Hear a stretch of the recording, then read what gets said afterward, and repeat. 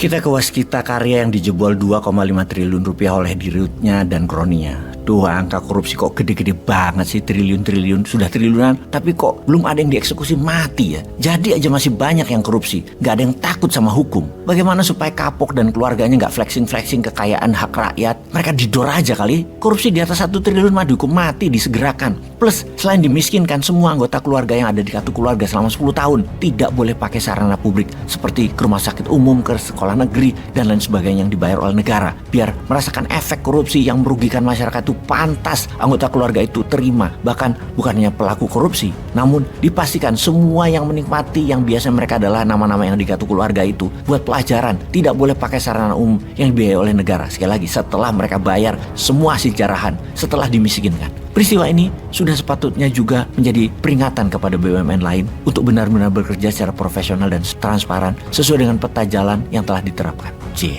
Demikian bos BUMN berkata ketika dalam masa jabatannya anak buahnya terbukti lagi ketangkap masalah korupsi yang telah lebih dari 20 kasus besar-besar terjadi di BUMN-nya dan ratusan subkontraktor swasta yang mengerjakan pekerjaan-pekerjaan di bawah proyek BUMN yang tidak dibayar BUMN pada ngamuk-ngamuk di berbagai tempat, ditambah banyak BUMN yang merugi. Sekali lagi, ada apa dengan BUMN ini sebenarnya?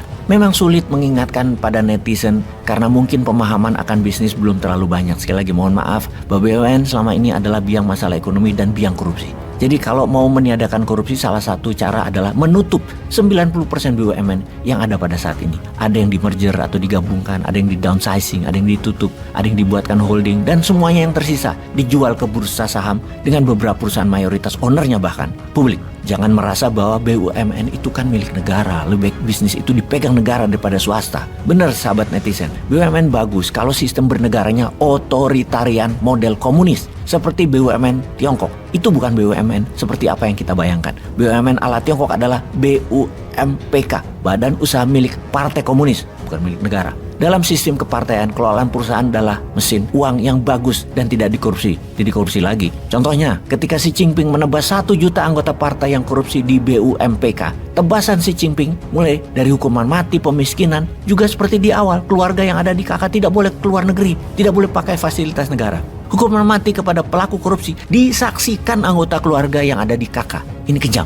Namun, begitulah kalau kita niat membuat negara Wakanda ini bebas korupsi dan tidak gila jabatan. Ketika menjabat, amanah. BUMN di Wakanda, kalau untung pejabatnya dapat bonus, tantiem, dan lain sebagainya, banyak dah untungnya. Kalau rugi, negara yang tanggung, APBN yang nanggung, pajak yang nanggung, rakyat yang nanggung. Dan untuk membuktikan swasta versus BUMN, semua proyek BUMN pasti outsource ke swasta. BUMN itu hanya project management yang harganya 3 kali lipat dari ongkos membangun atau produksinya. Sehingga semua proyek yang dipegang BUMN harganya paling tipis adalah 2 kali harga swasta. Kenapa gak langsung ke swasta? Itu aneh bin ajaib. Oh, lupa. Perlu pejabat di komisaris atas tim ses dulu yang telah berhasil menjelek-jelekkan lawan politik dan telah dengan sungguh-sungguh memprovokasi lawan. Mereka perlu tempat duduk enak di komisaris yang mana hal itu tidak akan pernah dilakukan Newman nanti kalau dapat mandat.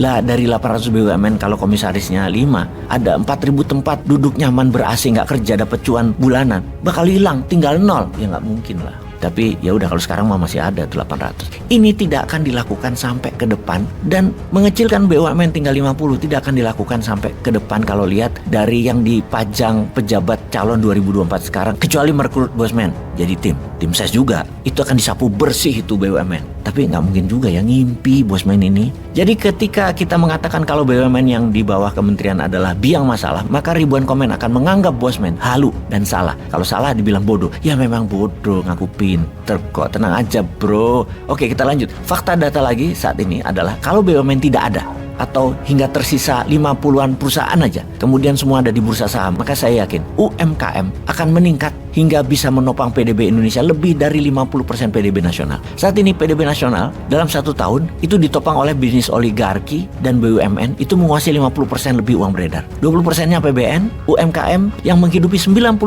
masyarakat hanya 30%-an porsinya. Sudah sekian panjang pejabat negara, udah 7 presiden, UMKM masih warga negara kelas 3. Setelah nomor 1 oligarki dan BUMN, nomor 2 rebutan anggaran, nomor 3 yang 97% populasi baru rebutan kue 30%, ampas oligar dan sub kon BUMN.